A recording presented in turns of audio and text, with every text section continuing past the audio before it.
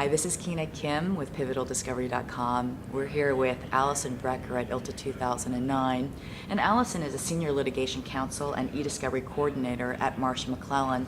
And she's going to give us a little background on how she got into eDiscovery and how she co-authored a book called eDiscovery Plain and Simple with Shawnna Childress. Right. Allison? Thanks for having me, Keena. I have been handling electronic discovery at Marsh McLennan for about 3.5 years.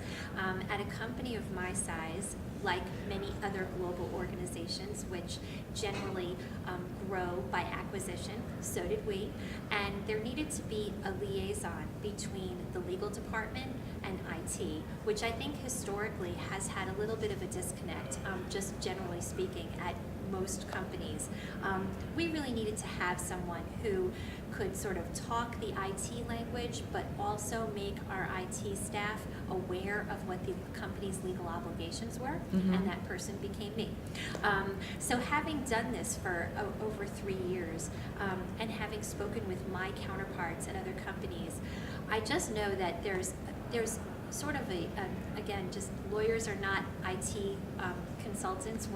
We didn't learn computer science in law school, and unless you really understand what a backup tape is, or a server, or a hard drive, and understand the significance of it, I really don't understand how you can effectively practice eDiscovery in a way that best maximizes cost for your company.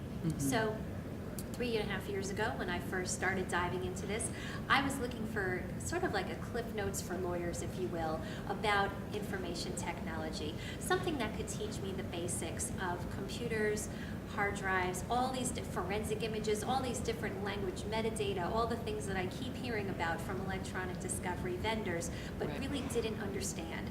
And after looking for such a resource, I realized none of them existed. I then started teaching a class at Georgetown Law School at their eDiscovery Institute, all about this. And I wish I had $1 for every kind of question I got about the sort of basics of information technology. And so I decided to write the book that I wish I had when I started in this area. The book, eDiscovery Plain and Simple, is subtitled A Plain English Crash Course in eDiscovery. And again, it's meant as just a quick read. It's not intended to be a substitute for some of the other treatises about eDiscovery that are out there on the market.